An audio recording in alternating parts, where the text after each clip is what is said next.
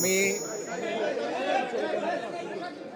বিশ্ববিদ্যালয় সমূহের মধ্যে যে সংসদের যে নির্বাচন হচ্ছে আপনারা দেখতে পাচ্ছেন, এটি নিয়ে গতকালকে যে জাকসু নির্বাচন হয়েছে সেখানে শুধু খালি আপনারা ছাত্রদলের কথা কেন বলেন, সেখানে বিভিন্ন প্যানেল, স্বতন্ত্র প্রার্থী, ইভেন শিক্ষকরা পর্যন্ত নির্বাচন থেকে অনেকেই সরে দাঁড়িয়েছেন।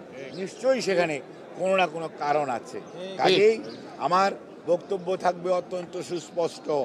দেশের মানুষ 2009-এ ভোট দিতে পারে নাই, 14-তে ভোটারবিহীন নির্বাচন হয়েছে, 18-তে দিনের ভোট রাটে হয়েছে, 24-এ আমি আর ডেমির নির্বাচন হয়েছে। কাজে বাংলাদেশের মানুষ নির্বাচনী ব্যবস্থার প্রতি আস্থা রাখতে চায়। যারা এই সমস্ত বিষয়ে সংশ্লিষ্ট তাদের উচিত হবে এমন কোনো নির্বাচন আয়োজন না করা যে নির্বাচন নিয়ে মানুষের মধ্যে প্রশ্ন আসবে, মানুষ দ্বিধাগ্রস্ত হবে, মানুষ নির্বাচন থেকে প্রতিদ্বন্দ্বী দলসমূহ সরে যাবে। কাজেই কোনো বিভাজন আপনাকে আমাকে শক্তিশালী করবে না। মনে রাখতে হবে, ঐক্যবদ্ধভাবে থাকলেই তাহলেই স্বৈরাচার পালিয়েছে, স্বৈরাচার ফেরত আসার পথ সুগম হবে না। কিন্তু কেউ যদি স্বৈরাচারকে পুনর্বাসিত করতে চান তাহলে এই ধরনের প্রহসনমূলক ব্যবস্থার আয়োজন করবেন, যেটি সত্যিকার অর্থে শেষ বিচারে ভালো বলে পরিগণিত হবে না। কাজেই এখনো সময় আছে। সবার প্রতি আহ্বান, আপনারা সবাই মিলে ঐক্যবদ্ধ হন। গণতন্ত্রের জন্য যারা লড়াই করেছেন তারা কোনো অবস্থাতেই বিভাজনের রাজনীতিতে যাবেন না, ঐক্যের রাজনীতিতে আসুন। জনগণের মনের ভাষা বুঝতে চেষ্টা করুন, জনগণের উপর দায়িত্ব দিন।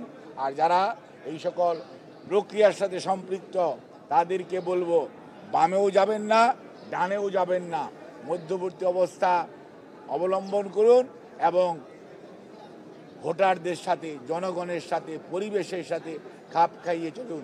কোনো দিকে হেলে পড়ার দরকার নেই। আপনি আপনার নিরপেক্ষতা দিয়েই প্রমাণ করবেন এবং আগামী দিনের ভবিষ্যৎ স্বীকৃতি দিবে আপনার অবস্থান কি ছিল।